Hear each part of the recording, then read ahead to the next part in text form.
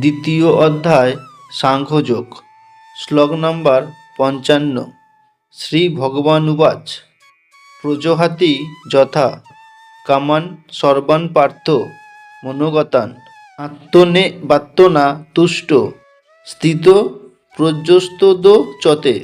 পরমেশ্বর ভগবান বললেন, হে পার্থ, মানুষ যখন মানসিক জল্পনা কল্পনা থেকে উদ্ভূত সমস্ত কামনা পরিত্যাগ করে এবং তার মন যখন এভাবে পবিত্র হয়ে আত্মাতেই পূর্ণ পরিতৃপ্তি লাভ করে, তখন তাকে স্থিতপ্রজ্ঞ বলা হয়।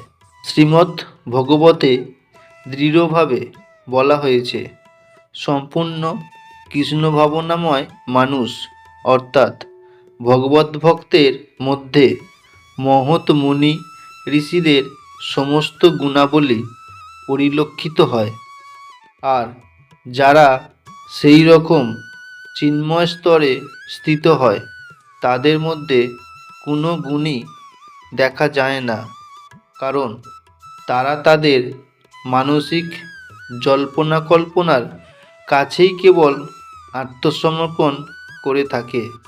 সুতরাং এখানে যথার্থই বলা হয়েছে যে জল্পনা কল্পনার মাধ্যমে সৃষ্ট ইন্দ্রিয় সুখভোগের সব রকমের ইচ্ছা পরিত্যাগ করতে হবে। কৃত্রিমভাবে এই ধরনের বাসনাকে সংবরণ করা যায় না, কিন্তু মানুষ যখন কৃষ্ণ ভাবনায় নিজেকে নিয়োজিত করে, তখন কোনো রকম বাহ্যিক প্রচেষ্টা ছাড়া আপনা থেকেই এই সমস্ত ইন্দ্রিয় সুখভোগের বাসনা প্রশমিত হয়। তাই দ্বিধাহীনভাবে ভক্তিযোগের পথ অবলম্বন করতে হবে, কেননা এই ভক্তিযোগ অচিরেই অপ্রাকৃত চেতনায় অধিষ্ঠিত হতে সাহায্য করবে। উন্নত চেতনাসম্পন্ন মহাত্মা নিজেকে ভগবান শ্রীকৃষ্ণের নিত্যদাস রূপে উপলব্ধি করার ফলে নিত্যানন্দ অনুভব করেন।